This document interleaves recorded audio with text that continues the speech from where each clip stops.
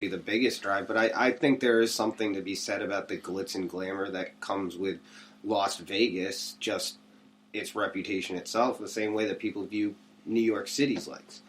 Yeah, I would agree pretty much on all points. I think there could be a slight uptick in events. I don't know, with players maybe getting in a little bit of trouble the first game that they're in Sin City, or maybe the first season. But I think it would level off almost immediately. As Tony said, you can get in just as much trouble in New York or LA. It might not be called Sin City, but right. I don't think it's going to be a big issue. I think not much is going to change, but it could very well make it a destination city because bigger cities do tend to have that. It's probably going to have a good amount of viewership. It's the only thing in Nevada except for Reno. So yeah, I mean you're absolutely right. There's nothing in Nevada except for the Strip, Las Vegas, casinos. So that's my next question. Do you think that by teams moving into Las Vegas, the gambling capital of the world, that this will open more of a political dialogue about expanding gambling in general? I would highly doubt that any league, NFL, and NHL, NBA, if they go, wants to get into that conversation whatsoever. They will probably avoid discussing it as much as possible. Vegas is already Vegas. It's super famous. I don't think it having teams is going to create a huge bump in that conversation. I think companies like DraftKings and whatnot might try and advertise on that basis, which might have that effect. I don't see it changing much of anything. Yeah, I don't know that it will. So that being said, the next question I had, we pretty much all answered. So just a quick yes or no brief description. Do you think teams going into Las Vegas is going to change how Major League Baseball views Pete Rose and what he did? No. I personally, going back to the gambling question, I think that I hope it does spark more of a conversation. I don't think that necessarily these teams moving in there is going to create that conversation. I think this is a conversation that's been turning its wheels. I mean, ESPN addresses the fact that spreads exist. For so long, they didn't want to accept the fact that people were actually doing this, but it seems that the trend is to be more accepting towards this because I don't think the leagues will ever really acknowledge that it exists, but I think they're well aware of it too because they know that we are gambling on things. March Madness is almost as big as it is because of bracket pools, because of that allure to it, and more people are filling out brackets than ever and watching. So, I mean, for there not to be a discussion about maybe the things need to change a little bit, I think is just naive, and we're just putting it off when it's going to inevitably happen. I don't think these teams moving at all, though, is going to have any effect on the MLB's reaction to Pete Rose. I think he should be in, especially if we're going to start talking about steroid use. People who have knowingly abused substances, talking about them having a chance to get into the door. I think Pete Rose, as the player, deserves to be in, but I think the MLB is still hung up on the fact that he lied about it. Well, that he was betting on his games. Mm-hmm. That's. I think that's the issue. I don't think it's that he was betting on games. It's he was betting on games that of the team that he managed. And see, I would have an issue with that if there was evidence that he was betting on the games and doing something to alter the score, but nothing about Pete Rose's play leads me to suggest that he would be doing that. Is he crazy enough to gamble on his own team to win? Absolutely. Which is just a cardinal sin.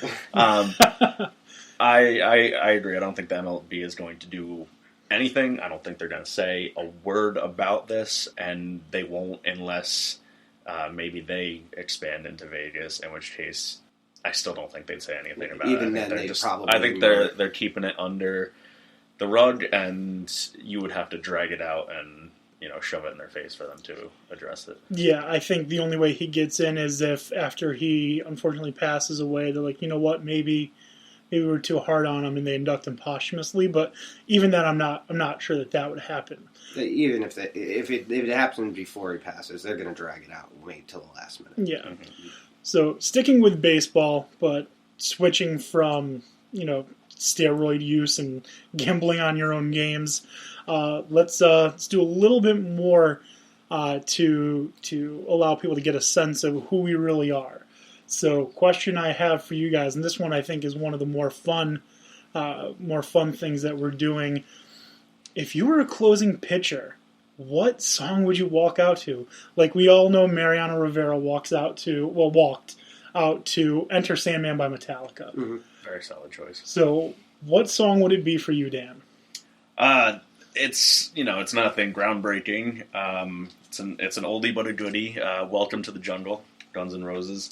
That's my favorite album. That is my favorite album, Appetite for Destruction. It's a classic, and lets them know you're at my house now. I'm a big cat. What about you, Tony?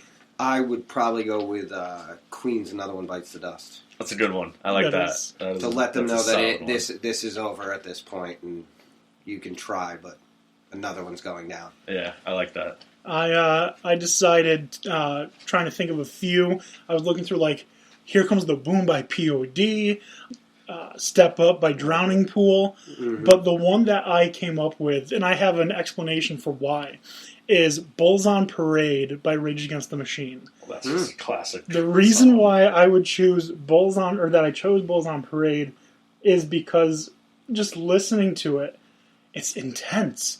And like that, the beginning part, it's just like everything is happening. It's a fight, and that it's just complete chaos. And then when the mash of the music stops and it gets to the guitar part, that's basically like the chaos is over. And then when Zach De La Roche comes in with his vocals, it's like a clear, I'm here, I'm taking over.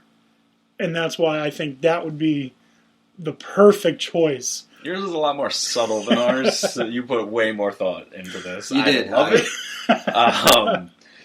And you probably had the best answer, but I think they're all solid choices, though. Yeah, I can see any closing pitcher coming out to any of those. So now we move on to another one of my favorite topics, going to college basketball. This one is just absolutely ridiculous. Have you ever heard somebody make outrageous claims that you 100% know that they can't back up, that there is no chance of them ever getting the opportunity to back them up? Well, I have, and the person who did it, his name is LeVar Ball. Now, those of you who don't know, LeVar Ball is the father of college, I would say superstar. He's definitely top 5 pick, probably top 3, maybe top overall pick in this year's NBA draft. Lonzo Ball. Lonzo, extremely talented, just incredible talent playing at UCLA. If you haven't watched him play, you're in for a real treat. Now, LeVar played basketball back in the 80s for Washington State, where he averaged 2 points per game, and then transferred to a Division II school. That hasn't stopped LeVar Ball from running his mouth. He said such crazy things like Lonzo right now, as a freshman at UCLA, is better than Steph Curry, the 2-time NBA MVP. He has also claimed that back in his day, he would kill Michael Jordan in a game of one-on-one, and stated that his son Lonzo might not be able to beat LeBron or Russell Westbrook one-on-one, but if you get him and 4 others against 5 NBA players, he absolutely beats them in 5-on-5. For any 4 others? Or? That's what it sounded like. He didn't elaborate, but that's what it sounds like. It doesn't sound like he's saying if you get him and Grayson Allen and just the best players in college or even in the NBA. No, just just him and 4 dudes off the just street. him, his 2 brothers, his LeBron dad, and Westbrook, and the superstars. It's absolutely crazy. He's wrong. Obviously, I think Lonzo Ball could beat Michael Jordan now, not Michael Jordan in his prime. No, he's not saying Lonzo could. He's saying he could. LeVar is saying that he could. Yeah, the dad is saying that he could beat Michael Jordan one-on-one. Michael Jordan would spank him so hard that he would have flashbacks to his toddler years.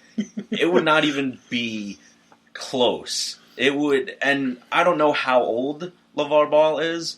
He was college in 1982 to 85, I think. So just a he's little bit before younger Jordan. Than Jordan. But not enough to make a difference. I think Jordan might still be able to dunk. He's an older guy now, but yeah, and he's that much of a monster. Charles Barkley, he's been going back and forth with Charles Barkley too. He said that if Charles Barkley thought like him, then maybe Charles would have won a championship. But Charles came back and said that he is absolutely ridiculous for making the claim that he would beat Jordan, and has said that he wouldn't beat Charles Barkley one-on-one, and Charles is fat and out of shape. So, I think Charles was right on the ball. I don't agree with Charles Barkley on a lot, but almost never. But I absolutely do agree with him on that. So the question that I have, him making these claims, is that fair or foul? Just one word, fair or foul? In what sense? I mean, he's got the freedom of speech. In that sense, fair. In terms of reality, foul. I'd agree with that. I mean, he seems like an outlandish person in general. I think the way that I handle his father is changing, and it's mainly because of what his son said when asked about his father's recent comments. Obviously, the outlandish ones that were just mentioned here. And yeah, what did he say again? Do you remember? His response was, "That's what I'm used to. My father has always been this way. The only difference is you're now putting him on camera." Yeah. Which I think is feeding into some of the things. He seems like a person to me, he's one of those people who says something, but he didn't really think it through. He just, regurgitated it out, and then he's like, yeah, I meant that. But if he'd, thought about it for a second, maybe he wouldn't have used those exact words. And now he's got too much pride to I think every father's got a belief in his son. To say that your son is better than an NBA MVP, let's pump the brakes, let's see what happens when he gets there. Right. I have no doubt that his son is actually extremely skilled. I think he is clearly a lottery pick. Could be the first one depending on who's on that board and what the needs are. Yeah, it really depends, and typically I don't like to say that guys in college are better than top-level NBA players, but if you wanted to make the argument that DeMarcus Cousins or Anthony Davis are better than previous MVPs, I could buy it. I could buy someone saying Anthony Davis now, in his prime, is better than Steve Nash was in his prime. I buy it. I buy it 100%. But I think what he's saying is foul. It's absolutely foul. Well, so, I'm going to go with foul on this as well. Outside of the fair foul. I mean, he can say it. What doesn't make him right. Exists in the reality that we are experiencing. Yeah, absolutely. Yeah. So, regardless of it being fair or foul, do you think it's okay that he's saying these things? It's annoying, but, I mean, our sports media is giving him the mic. We're certainly talking about it. You just call us media? The platform. In a way.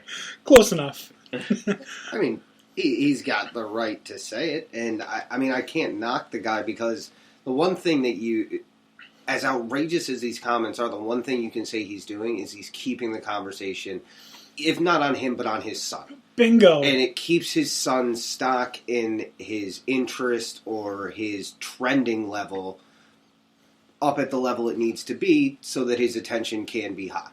I would say his son's play is doing that on its own. Sure, but it's his comments that keep us thinking about, we see his father and we think about him, whether it's subconsciously because we're looking to see what outrageous thing comes out of his mouth next, but it still subconsciously makes you think of his son and how good he is. Absolutely. That's the point that I like to make. Yeah, it's not just okay that he's saying these things. It's great. Because what is he doing? He's promoting and marketing his son. He is putting, even though these comments are absolutely stupid, It's drawing conversation. It is making us think that Lonzo Ball is the number 1 draft pick. I think it's putting a lot of pressure on him, though. When people on, I'll get to that in just a second. When people on the